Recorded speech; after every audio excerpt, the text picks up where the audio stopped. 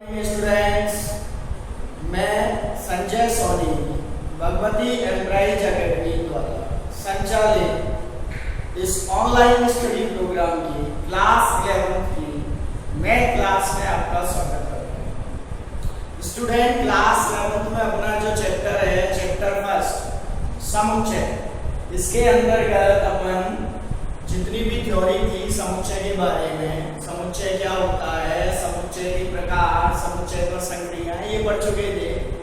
उसके बाद अपनी एक्सरसाइज स्टार्ट की थी अपन ने। एक्सरसाइज 1.1 एंड 1.2 के बाद आज अपन स्टार्ट कर रहे हैं एक्सरसाइज 1.3। तो इसका क्वेश्चन नंबर सेकंड है। फर्स्ट क्वेश्चन भी सेम है, केवल उसमें ये जो समुच्चय है वो अलग रूप से दे रखी है, समुच्चय निर्माण रूप में दे रखी है और इसमें रोस्टर रूप में दे रखी है। जांच कीजिए कि निम्नलिखित कथन सत्य है अथवा असत्य, और इन सभी में लगभग ये जो चिन्ह बना हुआ है, ये वाला, ये चिन्ह होता है उपसमुच्चय का, उपसमुच्चय। अब उपसमुच्चय क्या होता है? जैसे अपन छोटी क्लासों में छोटे बड़े के निशान लगाते थे, 3, 5, और इस तरीके से अपन निशान लगाते थे। जिधर बड़ा होता था उधर मुंह खुला रहता था और जिधर छोटा होता था उधर नोक रहती थी। ये संख्याओं के लिए लगाते थे। ऐसे ही ये समुच्चयों के लिए लगाते हैं, यानी जो बड़ा समुच्चय है उसकी तरफ ये चूल्हे का मुंह खुला रहेगा और जो छोटा समुच्चय है उसकी तरफ बंद रहेगा। छोटे बड़े से तात्पर्य है, जैसे एक समुच्चय 1, 2, 3, 4 है और इसमें से कुछ संख्याएं लेके 2 और 4 मैंने एक और समुच्चय बना दिया, तो ये इस तरीके से ये छोटा जो समुच्चय है वो उपसमुच्चय कहलाएगा और ये बड़ा समुच्चय अधिसमुच्चय कहलाता है। कहने का मतलब, यदि किसी समुच्चय के सभी अवयव दूसरे समुच्चय में उपस्थित है तो ये पहले वाला समुच्चय उपसमुच्चय कहलाता है और दूसरे वाला अधिसमुच्चय कहलाता है। तो ये उल्टा निशान लग गया, इधर लगेगा, ये वाला उपसमुच्चय है इसमें, ठीक है ना भाई? बड़े की तरफ मुंह खुलेगा और छोटे की तरफ बंद रहेगा। क्लियर? अब अपन चेक करते हैं पहला सवाल।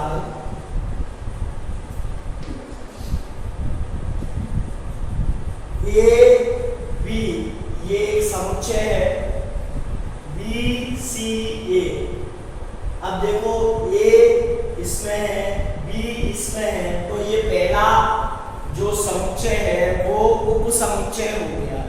लेकिन यहाँ पे ये उपसमुच्चय का निशान कटा हुआ है, मतलब ए कॉमा बी जो समुच्चय है वो इसका उपसमुच्चय नहीं है, जबकि वास्तव में उपसमुच्चय है। तो ये कथन कैसा लिख देंगे अपन? असत्य।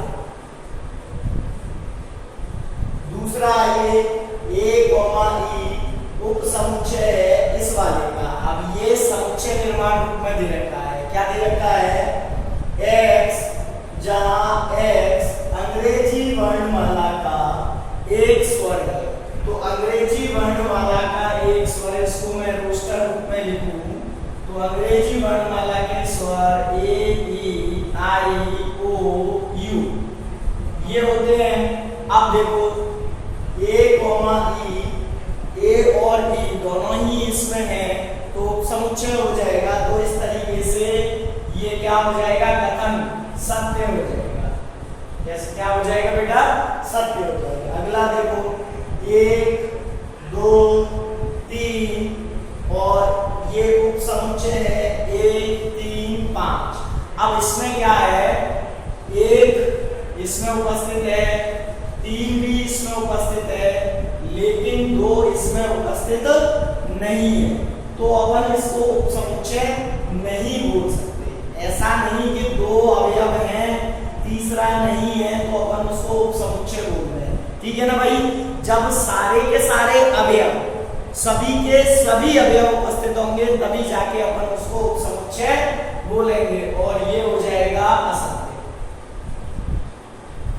अगला, ए उपसमुच्चय है ए बी सी, असत्य है बिल्कुल।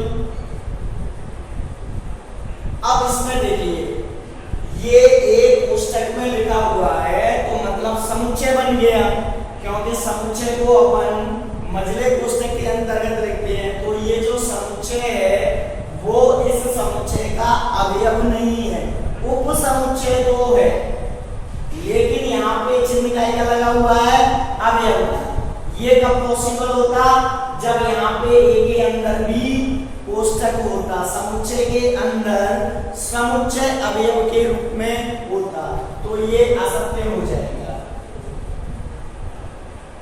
अगला x, जहां x संख्या 6 से कम एक समप्राकृत संख्या है, तो समप्राकृत संख्या कौन कौन सी होती है, 1 2 3 4 5, ये तो सभी प्राकृत संख्या हो गई। अब इसमें से सम कौन सी होंगी, जिनमें 2 का भाग चला जाएगा, तो केवल 2 और 4, ये 2 सम संख्याएं बची जो प्राकृतिक है। x, जहां x एक प्राकृत संख्या है जो 36 को विभाजित करती है।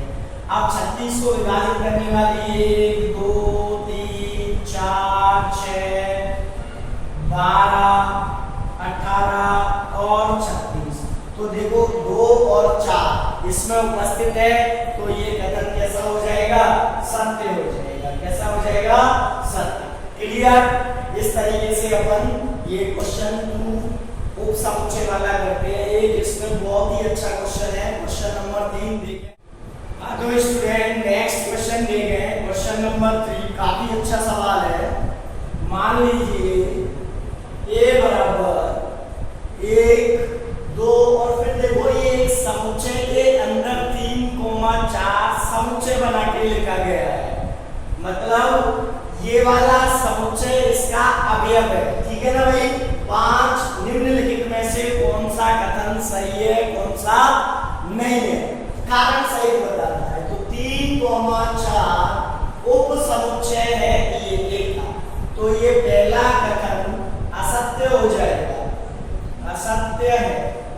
कारण 3,4 ये अवयव के रूप में दे रखा है, अगर ये समुच्चय के रूप में लिखना है तो इसको पुनः समुच्चय बनाएंगे और समुच्चय को अपन मझले कोष्टक में लिखते हैं, यानी एक मझला कोष्टक और लगाए इस पे, तब जाके ये उप समुच्चय बनेगा।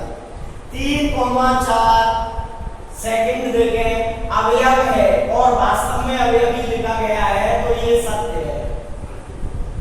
थर्ड वाला देखें, अभी जो बात चल रही थी कि इसको मैं समुच्चय बनाऊं, पहले तो ये अवयव है, अवयव मुझे समुच्चय दे रखा है, समुच्चय के रूप में अवयव दे रखा है। अब उस अवयव को समुच्चय वापस बनाना है तो एक मझला कोष्टक और लगा देंगे, तो अब ये कथन सत्य हो जाएगा, सत्य है, ठीक है ना भाई।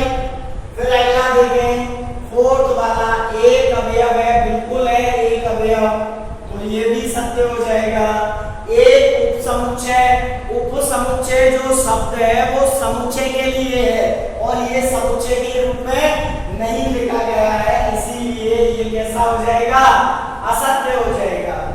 1 2 5, तो देखो 1 2 5 इसको समुच्चय बनाएंगे, ये कथन सत्य हो जाएगा, उप समुच्चय है। अगला 5 अवयव है, 5 इसमें कहीं नहीं है।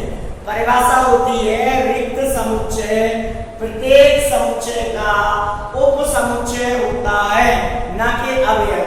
तो उप समुच्चय होता है, क्या होता है, उप समुच्चय। तो ये 7वां अपन लिख देंगे असत्य। 8वां बिल्कुल सत्य लिख देंगे क्योंकि उप समुच्चय लिखा गया है। अब ये देखो रिक्त समुच्चय को या तो केवल फाई से व्यक्त करते हैं या केवल खाली डिब्बे से।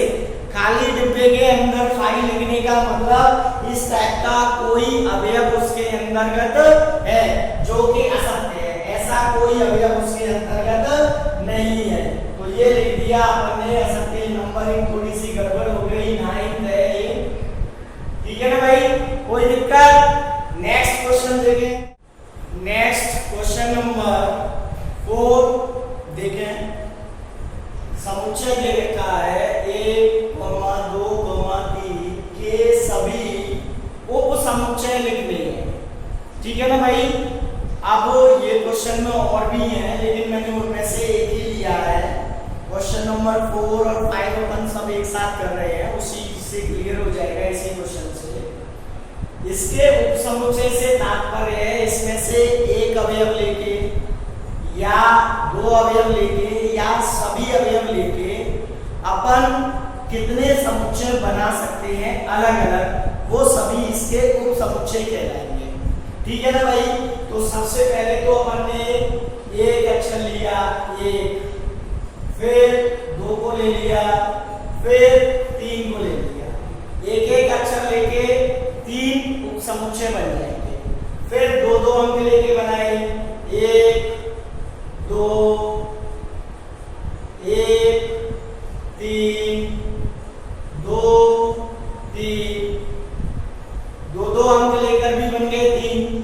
अब तीनों को एक साथ लेके बनाए, एक दो तीन, और एक फाई जो होता है वो प्रत्येक समुच्चय का उपसमुच्चय होता है। ठीक है ना भाई।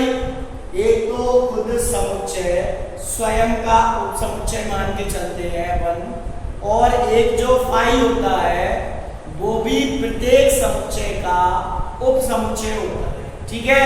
ये दो तो फिक्स हो ही गई।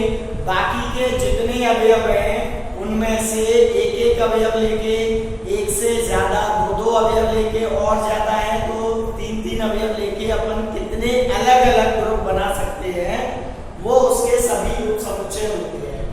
तो 1 2 3 4 5 6 7 8 उपसमुच्चय बने।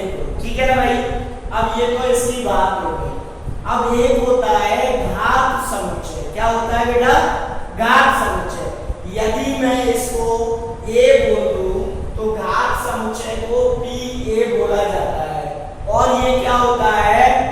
इस समुच्चय के सभी उपसमुच्चयों का समुच्चय। ये सभी उपसमुच्चय लिखे गए हैं। यदि मैं इनका समुच्चय बना लूं, और समुच्चय कैसे बनाऊंगा? इन सभी को मझले कोष्ठक में पृथक पृथक कॉमा द्वारा यदि लिख दिया जाए तो अब ये घात समुच्चय बन गया। इसी को अपन Pa बोलेंगे। क्या बोलेंगे? Pa, घात समुच्चय। क्लियर? अब इसमें ध्यान से सुनना। यदि किसी समुच्चय में n अवयव है तो उसके बनने वाले कुल उपसमुच्चयों की संख्या, कुल उपसमुच्चयों की संख्या बराबर होती है 2 की घात n। अब जैसे इसमें 1 2 3 अवयव थे तो 2 की घात 3, 2 की घात 3 का मतलब हो गया 8 उपसमुच्चय बने। क्लियर? इस तरीके से अपन निकाल सकते हैं। अब मान लो कोई रिक्त समुच्चय है, जैसे a बराबर फाई है, a बराबर फाई है। फाई का मतलब रिक्त समुच्चय। अब रिक्त समुच्चय में कोई अवयव नहीं होता, मतलब 0, तो इसके कुल उपसमुच्चय कितने बनेंगे? 2 की घात 0। 2 की घात 0 का मतलब 1, केवल एक उपसमुच्चय बनेगा। यानी इस फाई को अपन काय में लिख देंगे? मझले कोष्ठक में, वो इसका उपसमुच्चय होगा। क्लियर? अब नेक्स्ट क्वेश्चन देखें। नेक्स्ट क्वेश्चन जो है वो अंतराल वाला है, तो उसमें से एक क्वेश्चन मैं समझा दे रहा हूं। x जहां x अवयव है r का तथा -4 से 6 और 6 के बराबर। ठीक है ना भाई। ये वास्तविक संख्याओं का अंतराल रूप है, तो इसको कैसे लिखेंगे? x एलिमेंट -4 और 6। ध्यान से सुनो, ये दोनों संख्याएं अंतराल के रूप में लिखनी है। जिधर भी बड़ा कोष्ठक बराबर का निशान आ रहा है वहां बड़ा कोष्ठक लगाएंगे। जिधर बराबर का निशान नहीं है उधर छोटा कोष्ठक लगाएंगे। अगर दोनों जगह बराबर का निशान है, दोनों जगह बड़ा कोष्ठक आ जाएगा। यदि दोनों जगह बराबर का निशान नहीं है, दोनों जगह छोटा कोष्ठक आ जाएगा। कुल मिला के 4 अंतराल होते हैं। एक तो ये होता है बंद अंतराल, इसमें तो क्या होता है, दोनों ही संख्याएं शामिल रहती हैं अंतराल में। जैसे a, b लिख दिया तो x का मान a भी हो सकता है और x का मान b भी हो सकता है।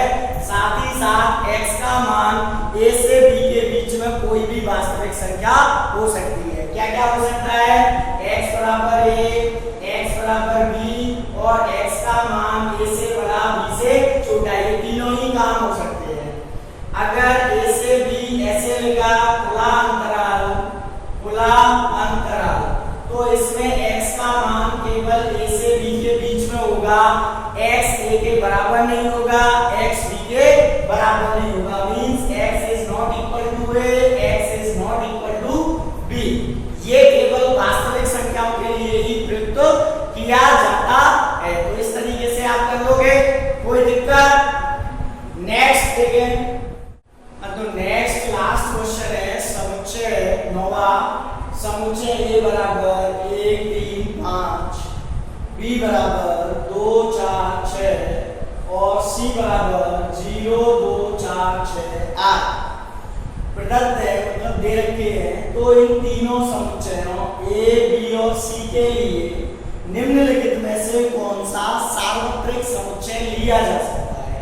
अब बेटा सार्वत्रिक समुच्चय से तात्पर्य है ऐसा अधि समुच्चय, अधि मतलब बड़ा समुच्चय, जिसके लिए दिए गए सभी समुच्चय उप समुच्चय हो।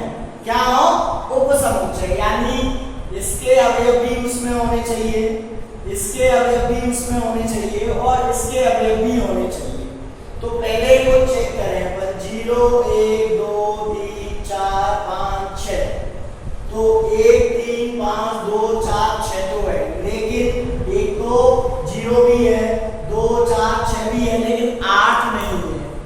अब 8 नहीं है तो सारा काम खराब है, क्योंकि ये C इसका उप समुच्चय नहीं होगा और जब तक C उप समुच्चय नहीं होगा इसको अपन सार्वत्रिक समुच्चय नहीं ले सकते। तो ये कैंसिल हो गया, 5 तो हो ही नहीं सकता। ठीक है ना भाई?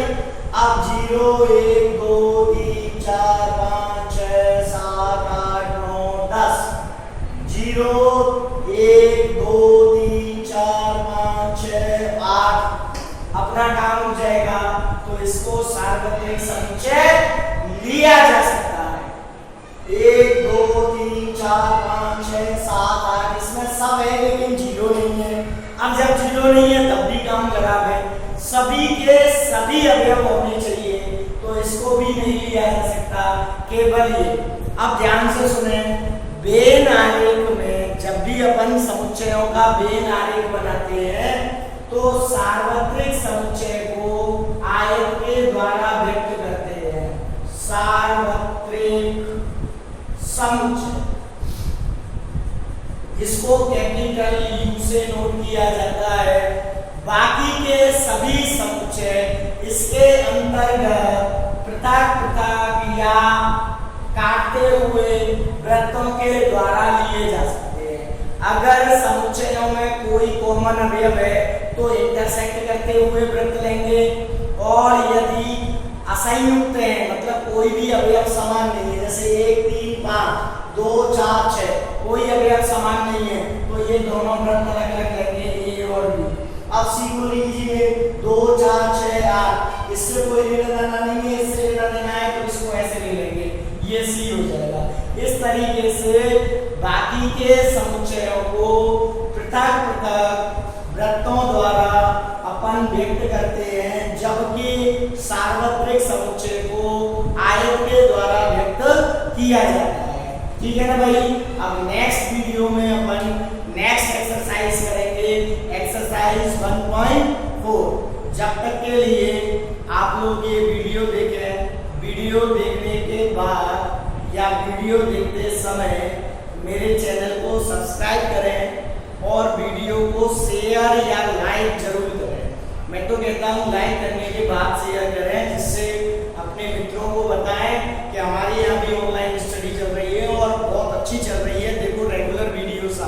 क्लियर?